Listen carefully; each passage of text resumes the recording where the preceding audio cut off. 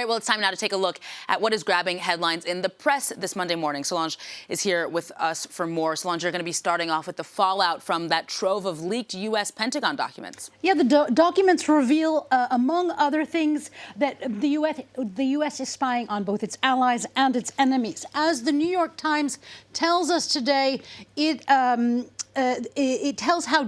documents show how deeply entrenched Washington is in the war in Ukraine. Its spies have extensive knowledge about both Russian and Ukrainian militaries and what's going on the ground. Now, also, as the Times explains, this leak is different from previous ones. It is not an extensive archive like the Snowden leaks, but it has, quote, an immediate salience, it says. Some of the most top secret documents are barely 40 days old, and that makes the disclosures particularly damaging, especially in regard to the war. Now, as the Wall Street Journal notes, some of the leaks have actually been floating online since January. They were posted to a small group on a messaging channel called Discord. It stayed that way until early March, when some of the files migrated to a larger group. Now, as CBS explains, the Justice Department has opened an investigation, as we still do not know who initially posted these documents, but already there are denials that are coming in. As Le Monde tells us, France has denied claims that it has French troops on the ground in Ukraine. And as The Guardian notes, not all of the leaks are about Ukraine. It says that Israel has denied claims that Mossad encouraged Israelis to go protest in the anti-government protests. And South Korea has also declined claims that in the documents that it was planning on providing or debating providing ammunition to Ukraine, and that it is consulting, but it said it is consulting with Washington about its ally spying on it. We are changing gears now, Solange. To mark the 25th anniversary of the Good Friday Agreement, President Joe Biden is headed to Belfast tomorrow. What do the papers have to say about this anniversary? Well, there is both praise, but there's also much caution in the press today. It is for the Belfast Telegraph, the countdown to Biden's visit, and it asks, "Bring a message of hope with you, Mr. President, amidst renewed fears of terrorism, of terrorist threats." As the Irish Times explains, Biden's visit is fitting, as he's long championed his own heritage, the U.S.'s alliance, and the U.S.'s role 25 years ago in getting this done. In that vein of congratulations, Bill Clinton has penned a piece today in the Washington Post. Quote, he writes, "Against the odds, peace has held and democracy has not lost its grip."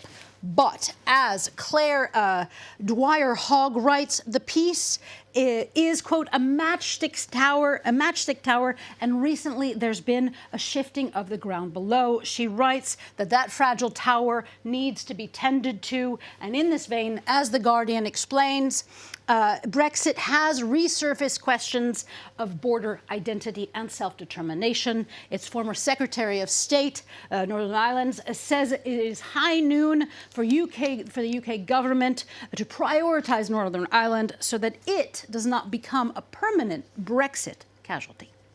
We'll head now to China's military drills near Taiwan, Solange. How are the Chinese papers covering them? Well, these war game simulations are, in the view of the Global Times, Beijing is, quote, firmly safeguarding its sovereignty. For the China Daily, the People's Liberation Army is ready to combat any secessionist attempt, and, quote, the choices lie with the secessionist forces in Taiwan and with those in Washington colluding with it.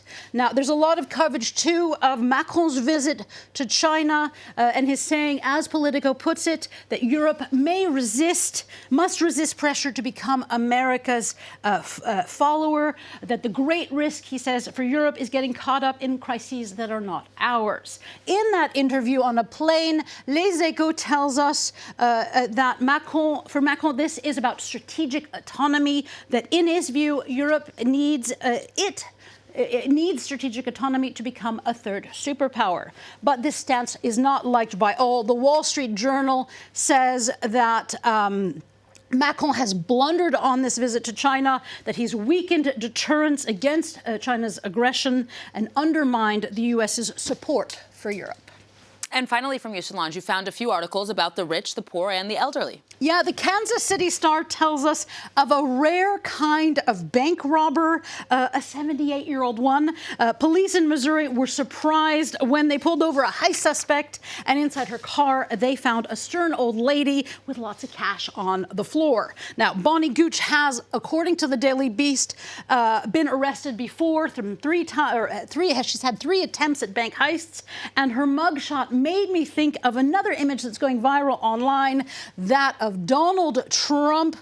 I see a little bit of a similarity there. The Straits Times tells us a digital artist has used AI to reimagine what the world's rich would look like if they were poor. The message behind the project is unknown, but these fake slum billionaires have made quite a stir online.